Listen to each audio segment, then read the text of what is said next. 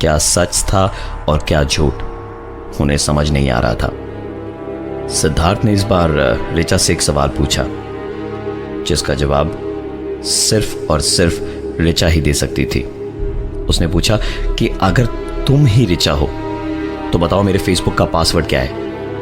ऋचा हंसते हुए बोली, वाह, मेरा ही सेट किया हुआ पासवर्ड मुझे से पूछ रहे हो। ऋचा @सिद्धार्थ, अब बताओगे हुआ क्या है? तुम सबके चेहरे के 12 क्यों बजे हुए हैं? सिद्धार्थ को यकीन हो गया था कि ये ऋचा ही है। उसने ऋचा को सारी बात बताई तो उसकी एक्साइटमेंट देखते ही बन रही थी। ऋचा उसी एक्साइटमेंट में बोली, चलो फिर ढूंढते हैं यार, कहां छिपी बैठी है इस डाक बंगलो की भूतनी। उस कमरे से निकल के गैलरी से होते हुए वो बगल के कमरे में गए। ये कमरा भी उनके कमरे की तरह ही बड़ा था और अजीब बात यह थी कि पूरे कमरे में कुछ भी नहीं था सिवाय एक बक्से के, एक पुराना लकड़ी का बक्सा। इस बड़े और खाली कमरे में उन्हें एक आवाज सुनाई दे रही थी।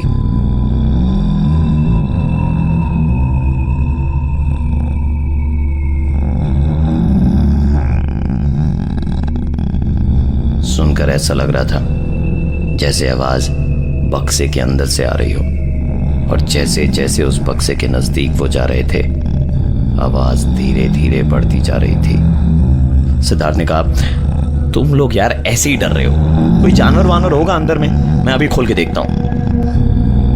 दोस्तों के मना करने के बावजूद सिद्धार्थ ने वो बक्सा खोला। आवाज अब पहले से साफ आ रही थी।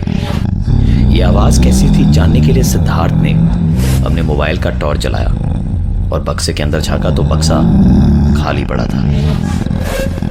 खाली बक्से से ऐसी आवाज कैसे आ सकती है, ये सोच के सिद्धार्थ ने अपना हाथ जैसे ही उस बक्से के अंदर डाला तो उसका हाथ पकड़ के जोर से किसी ने अंदर की तरफ खींचा। सिद्धार्थ चीखा और झटके से अपना हाथ छुड़ा के पीछे आ गया। 2 सेकंड में ही उसकी सांसें फूल गई थी। सिद्धार्थ की बात सुनकर ऋचा उस बक्से के सामने गई और सिद्धार्थ के लाख मना करने पर भी उसने अपना हाथ बक्से के अंदर डाला और जोर से चीखी और फिर हंसते हुए कहा, मेरा हाथ तो किसी ने नहीं पकड़ा। कितनी भी रखी है तुमने सिद्धार्थ? ऋचा के बाद राधिका और सौरभ ने भी अपने अपने हाथ बक्से में डाले, लेकिन उन दोनों के साथ भी वैसा कुछ नहीं हुआ जैसा सिद्धार्थ के साथ हुआ था। ये चारों उस कमरे से बाहर निकले ही थे कि देखा एक बच्चा गैलरी में खेल रहा था जो इन्हें देखते के साथ ही कमरे में घुस गया। ऋचा ने उस बच्चे को आवाज भी लगाई पर वो रुका नहीं।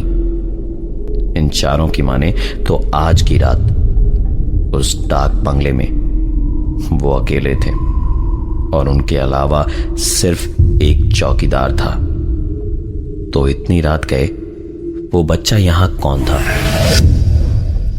ऋचा, राधिका और सौरभ उस कमरे की तरफ आगे बढ़े कि सिद्धार्थ बोला, मैं नहीं जाऊंगा, मैं नहीं जाने वाला अंदर।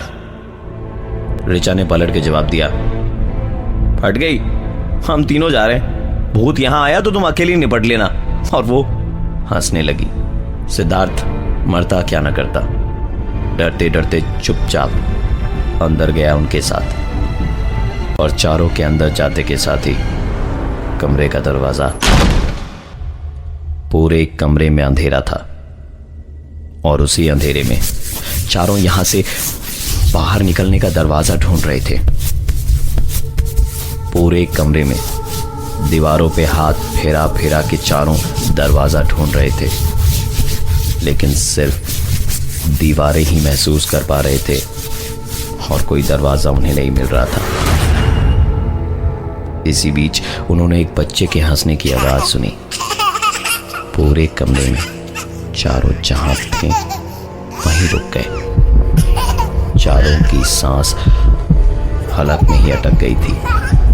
इस सन्नाटे में सांस और धड़कनों की आवाज भी जैसे शोर कर रही थी।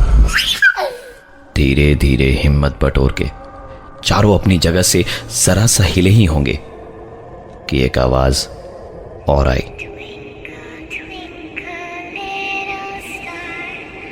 सौरभ ने अपने मोबाइल का टॉर्च जला के पूरे कमरे में घुमाया तो देखा कोने में एक खिलौना रखा था जिससे ये आवाज आ रही थी। सौरभ खिलौने की तरफ आगे बढ़ा तो सिद्धार्थ ने पीछे से कहा, सौरभ मत हाथ लगाना उस खिलौने को, ये जरूर कोई चाल है, उसके पास मत जाना सौरभ। सिद्धार्थ की बातों को अनसुना करके सौरभ आगे बढ़ा और उस खिलौने को उठाकर उसकी चाबी निकाल दी। खिलौना बंद हुआ और साथ ही बच्चे का हंसना। अब एक ही आवाज इस कमरे में सुनाई दे रही थी, वो थी एक बच्चे के रोने की। सौरभ ने फिर से खिलौने में चाबी भर के उसे चला दिया। बच्चे की दोबारा हंसने की आवाज आने लगी और साथ ही एक आवाज और आई। चारों तुरंत वहां से भागते हुए बाहर निकले और गैलरी से जा ही रहे थे कि चौकीदार से टकराए। चौकीदार ने कहा, ये पहली बार नहीं है कि कोई ऐसे भागते और हांफते हुए मुझे इस डाक बंगलों में दिखाई दिया हो। बच्चा देखा या औरत या फिर किसी आदमी को? चारों के पास जवाब तो था पर बोल कुछ भी नहीं पा रहे थे। इस बार चौकीदार ने बोलना शुरू किया। यहां 10 साल पहले एक साहिब आए थे अपनी बीवी और बच्चे के साथ। बच्चा दिन भर एक खिलौना लिए खेलता रहता था और मियां बीवी झगड़ते रहते थे। एक दिन हद से ज्यादा बात बढ़ गई और मैंने अपनी बीवी और बच्चे को मार के सुसाइड कर लिया। ऋचा तुरंत बोली, मैंने मतलब? चौकीदार हंसते हुए बोला, अरे मतलब उसने अपनी बीवी बच्चे और खुद को मार लिया। परेशान मत होइए, आज तक कभी भी मियाँ बीवी और बच्चे ने किसी का नुकसान नहीं किया है। कोई दरवाजा खटखटाए या आवाज लगाए तो बिना नाम पूछे खोलिएगा मत। अब जाइए और आराम से सो जाइए। चारों वहां से आगे बढ़े ही थे कि ऋचा ने पलट के देखा, चौकीदार उसी बच्चे को गोदी में खिलाता हुआ जा रहा था। ऋचा डरते डरते बोली, वो देखो। सबने पलट के देखा तो सिर्फ चौकीदार ही एक कमरे में उन्हें घुसता हुआ दिखाई दिया। ऋचा के बार बार जिद करने पर सभी उस कमरे में गए। ये कमरा डाक बंगलों के बाकी सभी कमरों से बिल्कुल अलग था। कमरा बहुत साफ सुथरा था, रोशनी से जगमग कर रहा था और कमरे के अंदर बड़ी बड़ी पेंटिंग्स थी और एक डाइनिंग टेबल भी।